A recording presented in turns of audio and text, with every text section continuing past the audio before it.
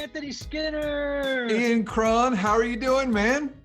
You know, I'm doing really well, in part because today I'm wearing my softies.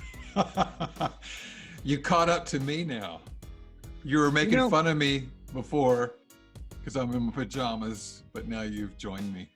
I mean, softies. That's what our family calls it. Now, it's not pajamas. Okay. Because that's a whole different deal. But it's not like real clothes. It's softies. It's like stuff that you don't wear very much outside the house, but it's so soft and like cocoon feeling. And my hat, thank God we're no longer in the days of velour jumpsuits, or like track suits, like Tony Soprano look. I just was watching, what's his name, Sebastian Maniscalco or whatever, that comedian. Oh, yeah. Great physical comedian. And he was talking about, he goes, what's with the airports? He goes, people are showing up in their pajamas. Like, they're like, they rolled out of bed and like they're at the airport. Okay. So the other day I had to put a pair of jeans on. Uh-huh. And it's been a long time since I wore a pair of jeans. And now I call them my hard pants. I'm putting on my hard pants. That's hilarious. Well, hey, today we're on to the enthusiast, the sevens. Speaking of comedians. Nice segue. Thank you. Yeah. Yes. Yeah. The enthusiasts. We're going to talk to them today about how they can become more skillful, compassionate, helpful, the best expression of themselves as they, many of them live in quarantine or are sequestered in the house right now with other people. And how can they not only help the people they live with, but also just be of service to the world in general, right? I was just talking with our buddy, Chris McClarney, who was actually in quarantine for 3 weeks. He was on a gig, he got exposed, quarantined with his family. He just got out. He said he was climbing the walls. So. Oh, and he is such a seven. Yeah, absolutely. Well, tell us about sevens a little bit. Well, here's an interesting piece of trivia for the day. Yeah. Did you know that the word enthusiast or enthusiasm comes from two Greek words, en meaning in and theos meaning God, which roughly translates to full of God. Wow. That's amazing. Right? And I love that because I love telling sevens that when you are the best expression of yourself, when you are rightly oriented to the universe, right? Yeah. Mm-hmm. You are self-aware and aligned, right? That's what you are. You're full of God. That's the joy and the life, the energy that you bring to the world. That's beautiful. It makes so much sense. So what might be some of the challenges that our sevens are experiencing during this current crisis? Yeah. So when they're not doing so well, or even as a pattern in general, sevens don't like it when people or institutions tell them what to do, like the government, for example. They don't like it when people place limitations on them, or when they're placed in situations where they feel stuck or bored, without options or without escape plans, which is, of course, how even non-sevens feel right now. But sevens, man, when they get in that space, they'll eat your house down to the studs. So what can sevens do in this new normal? Yeah. Well, give us a few tips. So, as you know, sevens rarely live in the present moment. And that is because they believe that this minute, this moment, this present moment doesn't contain the joy and the satisfaction that they want. It's always the next moment that contains the satisfaction they want. And it's always the next moment that is going to have all the shimmer and joy and adventure that they really, really desire. They have it's an insatiable appetite for it. You know what I mean? Okay. Mm-hmm. So Anthony, and I know that you do it and I do it. It's not easy, but we both do.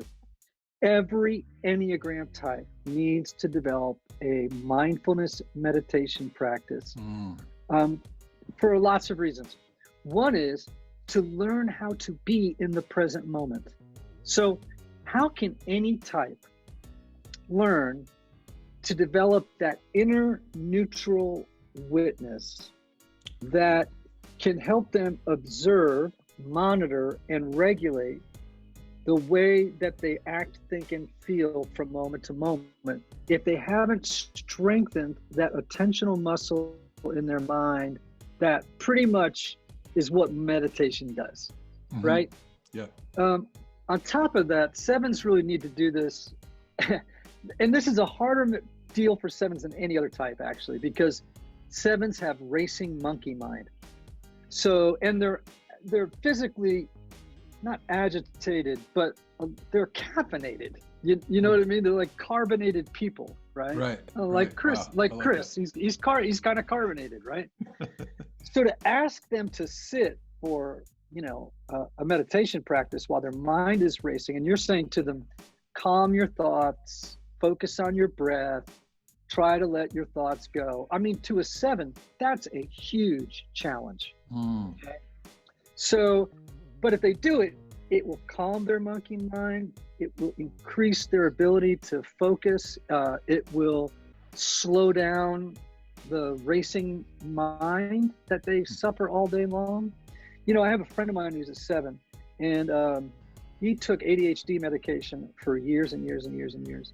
And then he developed a mindfulness meditation practice and was able to actually get off of that medication. Wow, that's amazing. Now, I'm not saying, to be clear, and I am not encouraging people to make their own decisions about prescription drugs or if you are legitimately ADHD or whatever. I'm just telling you. Of course. I think a lot of people, if they could do it in concert with their physician, could see some real benefits, sevens in particular. Now, so tip, go and download the Headspace app. Do you have Headspace? Oh yeah, love it. So a great way to learn meditation. The second way you can do it is, if you can't afford Headspace because it costs a little dough, you could just go to lionsroar.com, lionsroar.com. It's a Buddhist magazine, but it's kind of Buddhist light. You know what I mean? Okay.